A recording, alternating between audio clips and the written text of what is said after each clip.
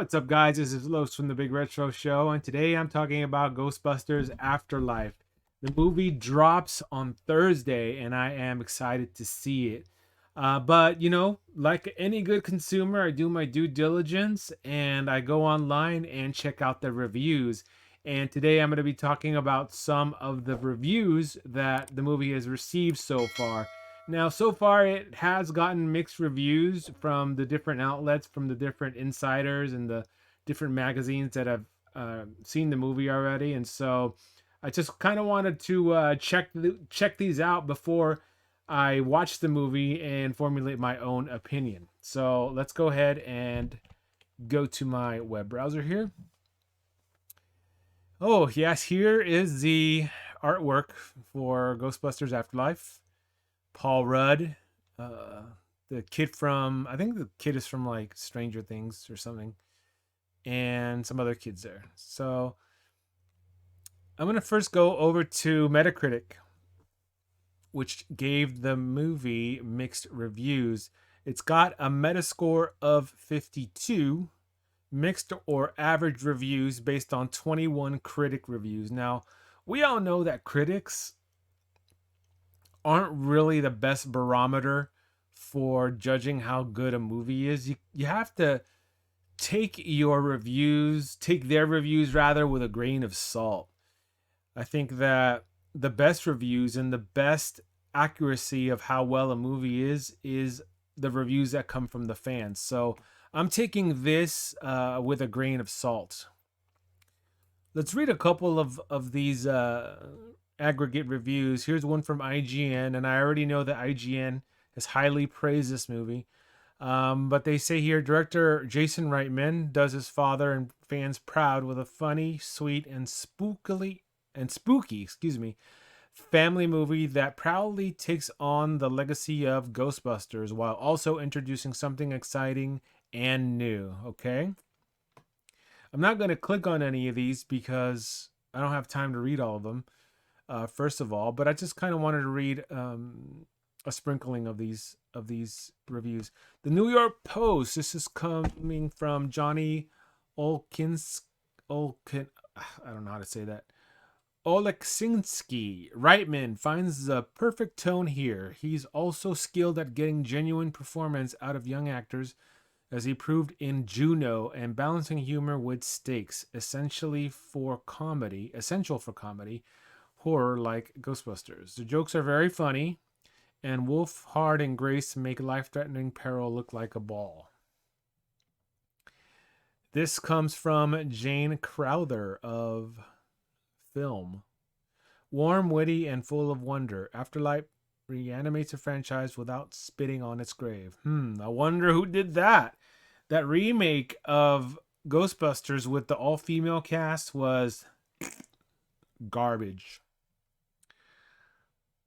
So let's read one more. Let's read this one from CNET. A case of diminishing returns as more fan-pleasing references and Easter eggs are hurled at the screen like a speed run through a prop museum.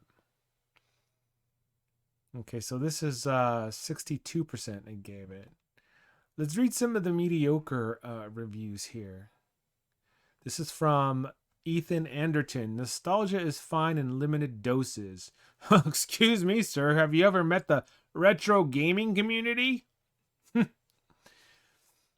But the sequel ends up feeling like J.J. Abrams directed Now That's What I Call Ghostbusters, undoing any of the goodwill established by the film's first two acts. The movie is trapped in the past so much that it might taint any potential future there might be to keep the franchise alive with these new characters. Obviously not a retro gamer. This is from Time Out, Phil DeSimlian. A movie that knows exactly what its audience wants and dishes it out in big ectoplasmic dollops. Ghostbusters Afterlife manages to be full of surprises and completely unsurprising all at once.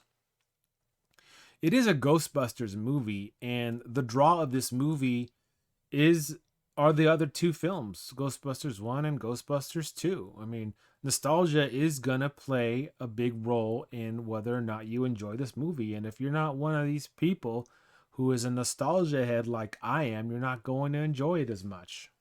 That's just the way it is. This is Christian Hollub from Entertainment Weekly. There are some jokes here.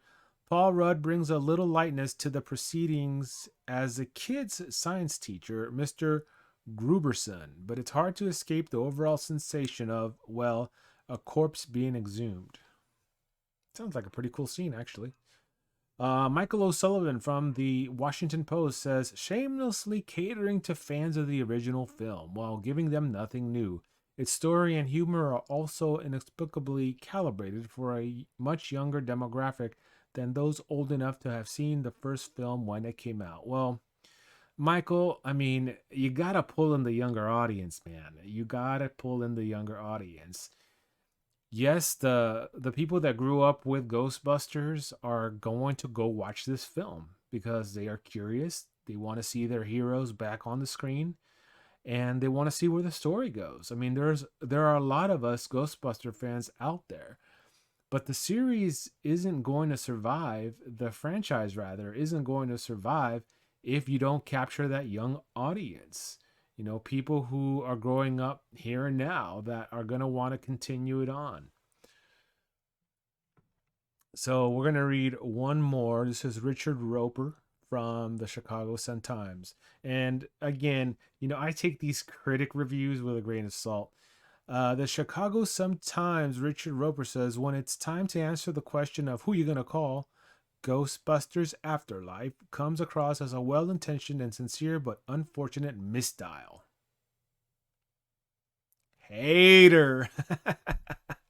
All right, now let's look at the true blue haters of the movie, which there aren't, it doesn't look like there are many. There are only like 3 that gave it really bad reviews. So Barry Hertz from the Globe and Mail says, this is a movie that is one giant Easter egg, cracked and rotten and sulfurous in its stink.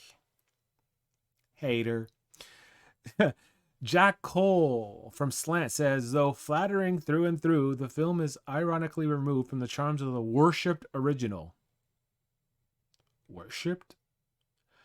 Colorful use of words there. There is a fandom there, but I don't go in front of an altar with a picture of the Ghostbusters and light incense and pray to them. Gotta love journalism. Charles Bramesco from The Guardian says, here we can find a damning summary of modern Hollywood's default mode. A nostalgia object drained of all personality and fitted into a dully palpable mold custom made for a fandom that worships everything and respects nothing. Yeah, Charles, I would not agree with that because that's not all of the fandom. You know, yes, the fandom did disrespect the female version of Ghostbusters, but that was for good reason. I saw that movie and the plot and everything was just, it was bad. And it wasn't because of the cast being women, because a lot of those actresses in that movie were very funny comedians.